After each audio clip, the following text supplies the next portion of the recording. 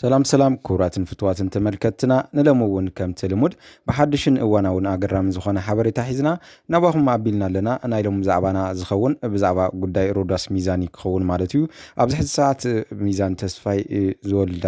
ጓል ማለት እዩ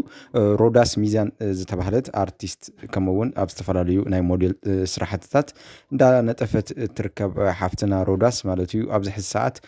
ወሊዳ ክትበሃል እውን ቀንያ ነይራ ማለት እዩ ግን ወሊዳ ዘይኮነትን ናብ ሆስፒታል ያ ኸይዳ ቸክ ትገብር ከም ዝኾነት እውን እናተሓበረ ዝርከብ ኣብዚ ሕዚ ሰዓት እና ሮዳስ ሚዛን ኣትያ ኣብቲ ጉዳይ እሱ ማለት እዩ ብፍላይ ኣብቱ ናይ ጥንሲ ምርመራ ዘለዋ ኩሉ ነገር ቸክ ንምግባር ከም ዝኾነ እዩ ዝፍለጥ ተባሂሉ ኣሎ ድሕርዛ ሓፃር መሰጋገሪት እውን ሙሉእ ትሕዝቱ ናባኹም ሽፋን ክወ ሰናይ ፃንሒት ሰናይ ምክትታል ክኾነልኩም እናተመንኹ በዚ ኣጋጣሚ ሼር ላይክ ሳብስክራይብ ምግባርኩም ከይትርስዑ ምሳይ ፅንሑ ሰናይ ፃንሒት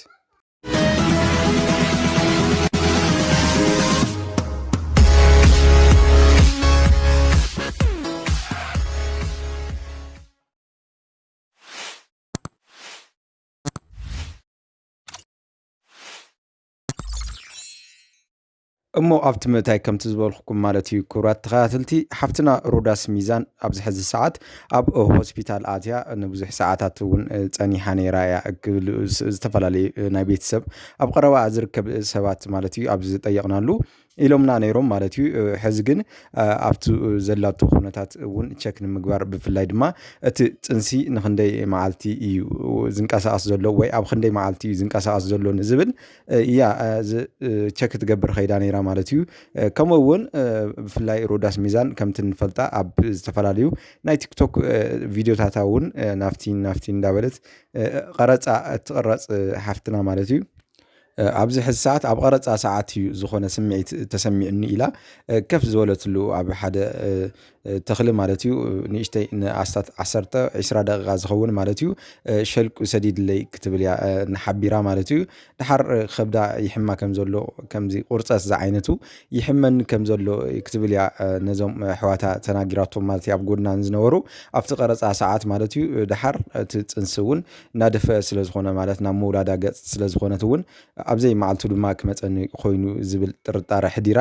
ናብ ሆስፒታል ከም ዝኸደት እዩ ዝሕበር ዘሎ ማለት እዩ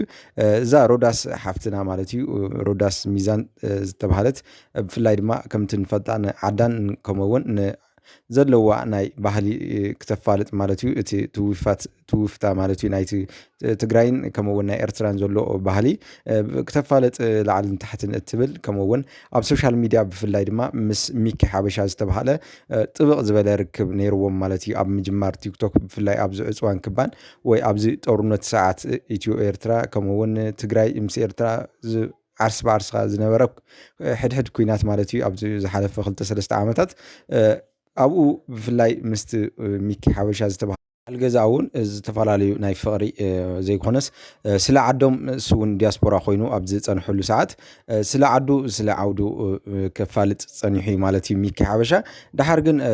እንዳበሉ ኣብ ላይቭ እውን እንዳለማመዳ ክትብሎ ዝግባእ እውን እንዳተናገረ ናብ ዝተፈላለዩ ናይ ዕብየት ብርኪ ቲክቶክ ማለት እዩ ተኸፋሊት ንክትኸውን ከምኡውን ኣብቲ ዘለቶ ብርኪ እውን ንክትዓቢ ገይርዋ ማለት እዩ ብፍላይ ድማ በዓል ውለታ ዝበሃል እዚ ሚኪ ሓበሻ ከምኡውን ኣብዚ ሰዓት ድማ በዓል ገዛኣ ዝኾነ ማለት እዩ እሱ እውን እንተኾነ ዝተሰምዖ ነገር ወዲያው ካብ ደገ ከም ዝመፀ ዝሕበር ዘሎ ማለት እዩ ብጣዕሚ ተደናጊፆም ነይሮም እንታይ ኮይና እያ ኢሎም ማለት እዩ ሮዳስ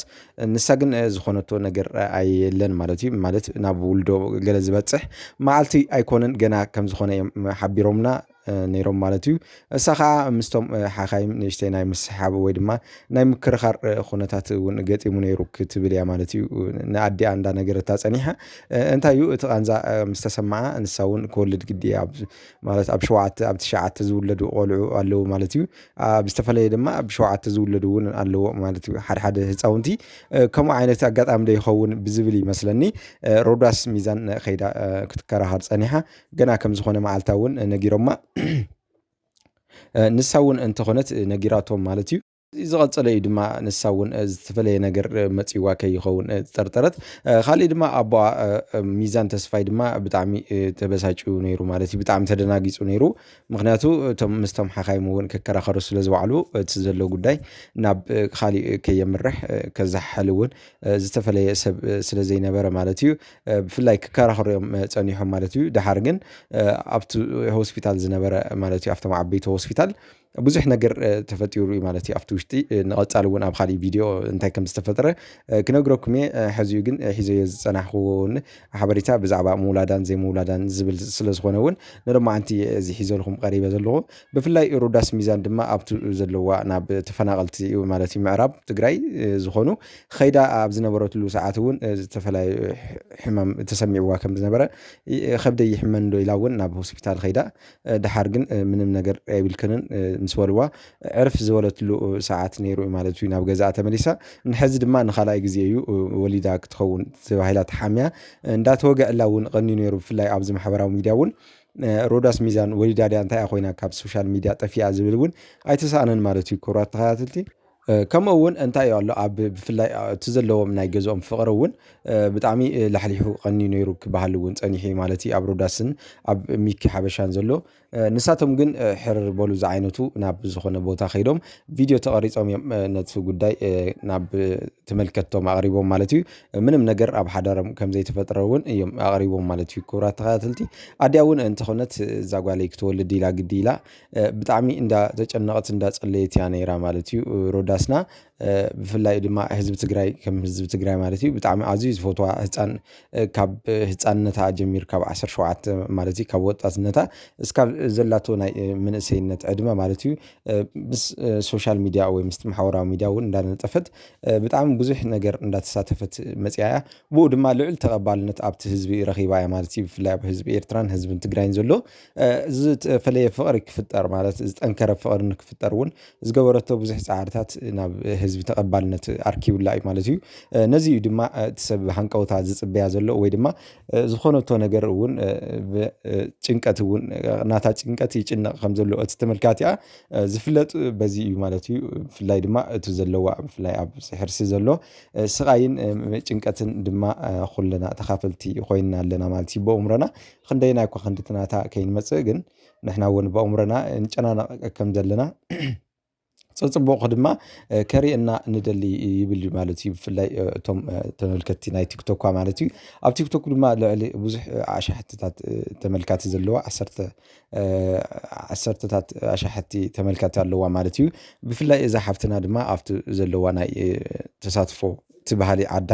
ከምኡ እውን እቲ ትውፊት ዝኾኑ ማለት ባህሊ ትግራይን ባህሊ ኤርትራውያን እውን ዝተፈለየ ድማ ባህሊ ኢትዮጵያ እውን ክተፋልጥ ብዙሕ ላዕሊ ታሕትን እትብለሉ እያ እዛ ሓፍትና ማለት እዩ እዚ ጉዳያት ካሊእ እውን እንታይ ኣሎ ብፍላይ ድማ ናይ ሮዳስ ሚዛን ኣዶ ማለት እዩ ብጣዕሚ ተጨኒቓ ነይራ እዛ ጓለይ ኣብዘይ ሰዓቱ ድያ ክትወልድ ኮይና ወይስ መዓልቲ ኣጋግያ ክትብል እውን ብፍላይ ንሚኪ ፀዊዓ ከም ዘዋግዐቶ እውን ኣብ ገዛ ዝተሓበረሉ ኣጋጣሚ ኣሎ ማለት እዩ እንታይ እዩ ንሚኪ ፀዊዓ ዘነጋገረቶ መዓዝ ድዩ ነይሩ እቲ ኩነታት ብፍላይ ድማ ብጣዕሚ ይሕፍር እንዲ ብሓደ ገፁ ባህልና መዓዝ ድዩ ርክብ ዝገበርኩሞ ሰዓት ተስታውሱ ዶ ኣብ ዝበለቶ ገና ናብ 8 ወርሒ ከም ዘለዋ ወርሒ ከም ዘለዋ እዮም ተናጊሮም ማለት እዩ ስለዚ ሮዳስ እውን ክትወልድ ገና ናብ ኣስታት ወርሒ ዝኸውን ይተርፋ እዩ ወርሕን መዓልታትን ይተርፋ ከም ዝኾነ ንኣዲኣ ነጊርዋ እዩ ማለት እዩ ክቡራት ተኸታተልቲ እና እዚ እዩ እቲ ብፍላይ እንታይ እዩ ኣብቲ ቤተሰብ እውን ደስ ዘብል ነገር ዘለዎም ኣብ እንዳ ሮዳስን ከምኡውን ኣብ እንዳ ሚኪ እውን ዘሎ ፍቕሪ ደስ ዝብል ብፍላይ ኣብቲ ዩቲዩብ ቻነሎም እውን ሕዚ ሮዳስ ፋሚሊ ወይ ገለ ሚኪ ፋሚሊ ገለ ዝብል ኣሎ ማለት እዩ ኣቲኹም እንተሪኹም እውን ደስ ዝብል እዩ በቃ ብጣዕሚ ፍቕሪ ዘዕድሚ እና ከምኡ እዩ ክኸውን ዝግብኦ ክብል እየ ዝፈቱ እሞ ዝነበረና ፃንሒት እውን በዚ ከዛዝም እየ ማለት እዩ ክቡራት ተኸታተልቲ ንዝነበረና ሰናይ ፃንሒት እንዳመስገንኩ ላይክ ሼር ሳብስክራይብ ምግባርኩም እውን ከይትርስዑ ድሓን ኮንታ ሰሰናይ ንዓኹም